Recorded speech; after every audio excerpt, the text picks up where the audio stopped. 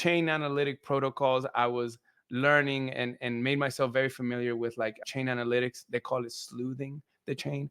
So, like we did very well at like, preventing some faults. And I also, there's times where speculation is a very strong marketing tool for some companies.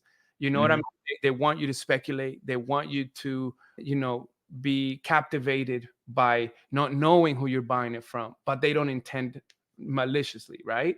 So there's times where the ingredients in the sauce, pointed to a questionable red flag, but in reality there weren't. So it's definitely, for me, it has been a hit or miss, just like anything else. But the intentions have always been pure to empower the ecosystem and make sure that we all, put our money in safe places. Ain't nobody issuing refunds in decentralization, right? So Nah.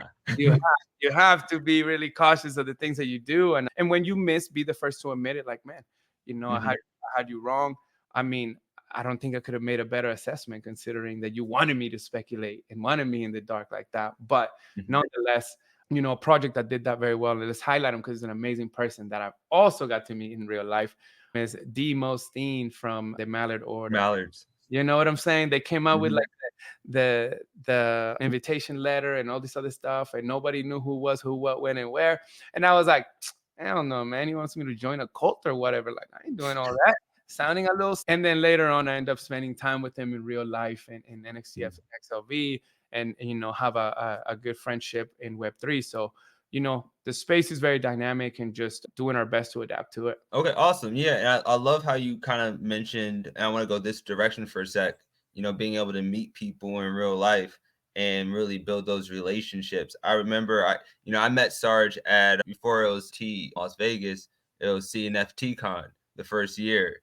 And I remember going there and meeting, all the people that we were on, Twitter spaces with, every night for hours on hours on hours in real life and being like, oh my God, these are my buddies that, I never met you, but I'm closer to you sometimes than, friends in real life. Cause we literally are spending more time together than, a lot of the people in real life because we share this passion and other people don't necessarily see it.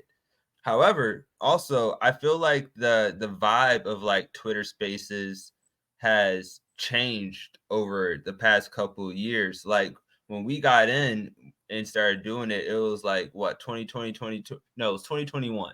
I think it was like 2021, 2022. And it just used to be, a couple of guys where we would come, we'll sit, we'll talk, shop, you, me, Dizzle, Mixed Greens, Eden. Shout out to Make Screens, man. I haven't seen him in a minute, but Yo, I would love to know where Mixed Greens is. He like disappeared. But Gully, L would come in from time to time before he was L. Now it's impossible to get L on oh, the you can line. get him in here, man. We can get him on the line. El is amazing. I just spent some time with him in France and Amsterdam, Hmm. like 2 weeks ago. We'll talk about that in a bit, but yeah, man. Yeah, yeah, yeah. But but just over these past couple years, from just what have been the changes just that you've seen in like crypto Twitter, the overall ecosystem? I know we're primarily Cardano, but this can go through all of blockchain in your experience. How have you seen things progress? Have Is it good? Is it bad? Like what's been your takeaway over these last couple of years? I mean, there's always good and bad. I think that Hmm. that's just part of life, especially when you become friends and you hang out with each other every day. Like I used to fight with my little brothers, right? They're not Yeah. around me anymore. They're in Panama, but I fought with my cousins and everything. Whoever you spend a lot of time with, you're bound to have amazing elated times, and then you're also going to have a bit of friction. That's just human tendency. But when it comes to the overall nature of the space, I think that the space swings with the current market sentiment because there's a giant component to it that people are all focused on, are all driven by, but yet it's kind of like hidden behind the narratives, which is financial gain. You Yeah. know, in any ecosystem or any environment in which financial gain, self-serving financial gain, or Hmm. or, or the pursuit of financial gain, then obviously that's going to change the dynamic amongst people.